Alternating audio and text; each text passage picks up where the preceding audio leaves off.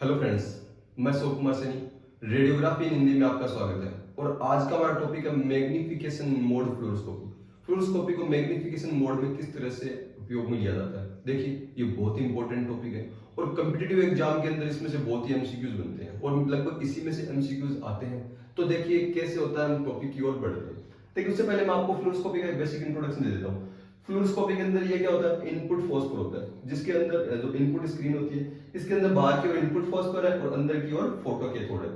जो input phosphor पर X-rays गिरती हैं वो कन्वर्ट, जो इनपुट फॉस्फर है ये उसको किस में कन्वर्ट कर देता है, लाइट फोटोन में कन्वर्ट कर देता है, जो सीजियम आयोडाइड का बना होता है। ये इससे निकलने वाली लाइट को सीधे फोटो कैथोड पर डालते हैं। ये दोनों एक दूसरे चिपके रहते हैं। जो लाइट निकलती है तुरंत ही फोटो कैथोड पर गिरती है। फोटो कैथोड इसको इलेक्ट्रॉन्स में कन्वर्ट कर देता है। आगे इलेक्ट्रोस्टैटिक फोकसिंग लैंप लगे होते हैं, जो लेंस लगे होते हैं, ये फोकसिंग लेंस क्या करते हैं, इस इलेक्ट्रॉन स्ट्रीम को कन्वर्ज करते हैं, उसको फोकसित करते हैं और आउटपुट जो स्क्रीन है उस पर आउटपुट फॉस्फर को फोकसित करने का काम करते हैं। आउटपुट फॉस्फर ये एक फॉस्फर होता है जिसपे इलेक्ट्रॉन्स गिरते हैं, वो उसको लाइट फोटोन में कन्वर्ट करता है। ये जिंक कैडमियम सल्फाइड बना होता है जिसमें सिल्वर की डोपिंग की जाती है। तो ये हो गया। अब हम बढ़ते हैं मैग्निफिकेशन मोड फ्लोरोस्कोपी क्या होती है, इसको हम कैसे उपयोग में लाते हैं। देखिए, आजकल अधिकांश जितनी भी फ्लोरोस्कोपी मशीन है उसके अंदर ये कैपेबिलिटी होती है मैग्निफिकेशन मोड की। इसे मल्टी फील्ड मोड भी कहा जाता है क्योंकि इसमें एक से ज्यादा फील्ड पे हम क्या कर सकते हैं, काम में लेते हैं। जो इमेजिंग के लिए, फ्लोरोस्कोपिक डायनेमिक इमेजिंग के लिए हम काम में लेते हैं। इसमें क्या होता है, मैग्निफिकेशन मोड में काम में आते वक्त क्या होता है, जो इलेक्ट्रोस्टैटिक फोकसिंग लेंस है, इन लेंस के अंदर क्या होता है, वोल्टेज बढ़ जाता है, इनमें वोल्टेज बढ़ाया जाता है, बढ़ जाता है। जिससे क्या होगा, जिससे इस जो ये क्या होगा, इस इलेक्ट्रॉन स्ट्रीम पर क्या होगा, इस पर प्रेशर डालेगा, इस पर फोर्स अप्लाई करेगा, जिससे क्या होगा, इसका डायमीटर कम हो जाएगा। कैसे, मान लीजिए इस समय डायमीटर ये है और अगर आप वोल्टेज बढ़ाते हो तो डायमीटर क्या होगा, इतना ही रहेगा, छोटा कम डायमीटर हो गया।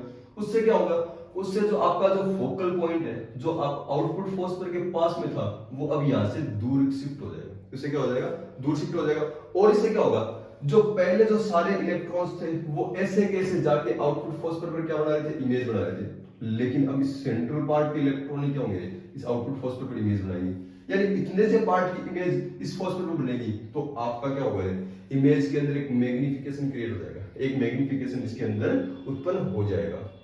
देखिए, ये अलग अलग फील्ड के होते हैं। जैसे मान लीजिए एक 30 सेंटीमीटर डायमीटर का इमेज इंटेंसिफायर है, तो ये ट्राइफोकस मोड में भी काम कर सकता है। कैसे, ये अलग अलग, जैसे 30 सेंटीमीटर या 23 सेंटीमीटर या 15 सेंटीमीटर के अंदर काम नहीं कर सकता है। मान लो अगर ये 23 सेंटीमीटर में काम कर रहा है तो बीच का जो सेंट्रल का जो 23 सेंटीमीटर का एरिया है, इसी की इमेज आपके आउटपुट फोर्स पर बनेगी।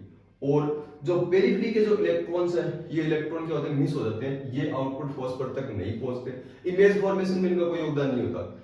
इसीलिए जैसे ही आप जो इसका 23 सेंटीमीटर का मान लो आपने सिलेक्ट किया, जो इसको मैग्निफिकेशन मोड का जो इसका मोड है वो 23 सेंटीमीटर सिलेक्ट किया, करते ही जो एक्सरे ट्यूब होती है नीचे, उस एक्सरे ट्यूब का कोलिमेशन भी ऑटोमेटिक ही इस तरह से सिलेक्ट हो जाता है कि उससे क्या होता है कि जो पेरिफेरी तक एक्सरे फोटोन पहुंचे नहीं। क्यों, क्योंकि उनका इमेज फॉर्मेशन में कोई योगदान नहीं है और वो तो सिर्फ पेशेंट का रेडिएशन डोज बढ़ाने का ही काम करते हैं। इसलिए इससे क्या होता है, जो ये क्या होता है, कोलिमेशन ऑटोमेटिक हो जाता है ताकि पेरिफेरी तक एक्सरे फोटोन पहुंचे नहीं। एक और चीज, डिग्री ऑफ मैग्निफिकेशन। मैग्निफिकेशन की डिग्री कैसे निकालेंगे, क्या होगा, कितना मैग्निफिकेशन हमें मिला है, कैसे मिला है, ये भी देख लेते हैं। देखिए, मान लीजिए एक्चुअल जो डायमीटर है, एक्चुअल डायमीटर जो है उसका जो इमेज इंटेंसिफायर है 30 सेंटीमीटर है और सिलेक्टेड डायमीटर आपने 15 सेंटीमीटर मोड में सिलेक्ट कर रखा है।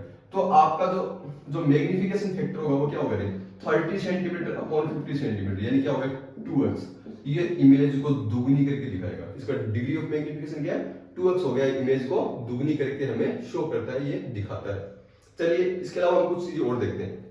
देखिए, मैग्निफिकेशन मोड में जब फ्लोरोस्कोपी मशीन काम करती है तो कुछ चीजें हैं कि मैग्निफिकेशन मोड में काम करोगे तो पेशेंट डोज पर क्या इफेक्ट पड़ेगा, इसको हम यहां से देखिए। मैग्निफिकेशन मोड में काम में लेते हो तो इसका मतलब सेंटर का आपने जैसे यहाँ पे 23 सेंटीमीटर या 15 सेंटीमीटर सिलेक्ट किया है, तो उसके बाहर के एक्सरे फोटोन तो इमेज इंटेंसिफायर तक पहुंचेंगे नहीं। क्यों नहीं पहुंचेंगे, क्योंकि हमने कोलिमेशन कर दिया एक्सरे ट्यूब का। इसका मतलब आउटपुट फोस्फर पर इमेज फॉर्मेशन के लिए आपके पास एक्सरेज की संख्या, नंबर ऑफ एक्सरेज है जो इस पे हिट कर रहे हैं, उनकी संख्या कम हो जाएगी।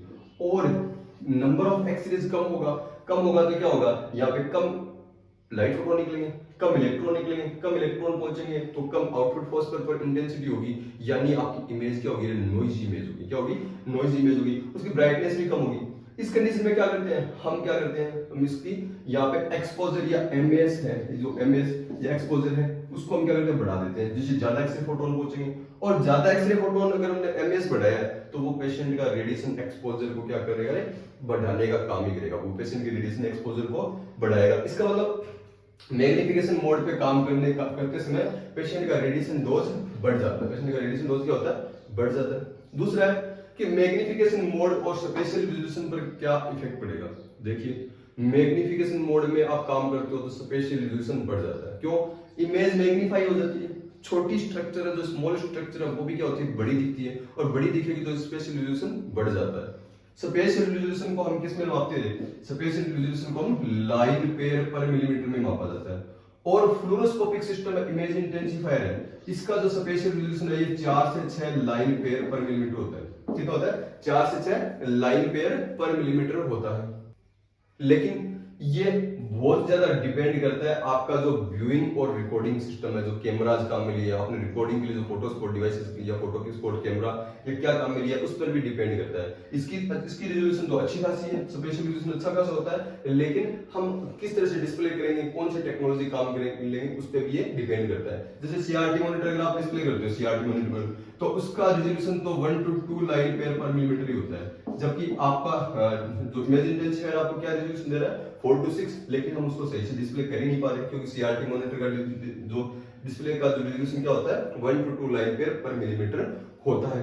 तीसरा क्या है, magnification mode versus distortion. Distortion क्या होगा, देखिए डिस्टॉर्शन रेडियोग्राफी में भी होता है और फ्लोरोस्कोपी में होता है। रेडियोग्राफी में डिस्टॉर्शन कैसे होता है, रेडियोग्राफी में डिस्टॉर्शन होता है कि जो ऑब्जेक्ट है उसकी साइज और शेप का मिस रिप्रेजेंटेशन, सही से प्रेजेंट नहीं कर पाए। आपकी कोई बोन है, उसकी लेंथ है, उसको फोर शॉर्टनिंग हो जाए, छोटी दिखे, या इलोंगेशन हो जाए, बड़ी दिखे, ये हो सकता है, या शेप उसकी अलग तरीके से दिखे उसकी, ये इस तरह के जो रेडियोग्राफी के अंदर जो डिस्टॉर्शन दिखाई देते हैं। फ्लोरोस्कोपी के अंदर भी डिस्टॉर्शन होता है, और फ्लोरोस्कोपी के अंदर जो शेप डिस्टॉर्शन होता है वो एक प्रॉब्लम होती है। शेप डिस्टॉर्शन, जैसे मैंने आपको पिनकुशन आर्टिफैक्ट के बारे में बताया था, तो वो शेप डिस्टॉर्शन है।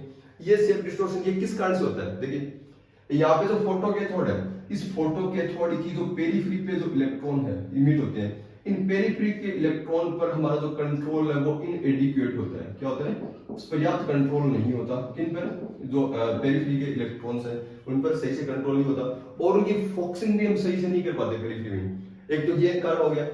दूसरा, जो फोटो कैथोड है, इस फोटो कैथोड की जो कर्व्ड नेचर, इसकी जो कर्व्ड नेचर है, यानी इसको हम कर्व शेप में बनाया है, इन दो कारणों से क्या होते हैं, ये डिस्टॉर्शन उत्पन्न होते हैं। इन दो कारणों से डिस्टॉर्शन उत्पन्न होते हैं। कौन से?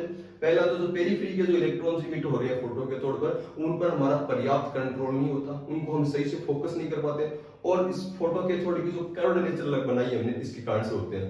इन दोनों के सम्मिलित इफेक्ट से दो तरह के आर्टिफैक्ट उत्पन्न होते हैं। पिनकुशन आर्टिफैक्ट, पिनकुशन आर्टिफैक्ट, इसमें क्या होता है, इसके अंदर जो शेप है वो शेप सही से शो नहीं होती है।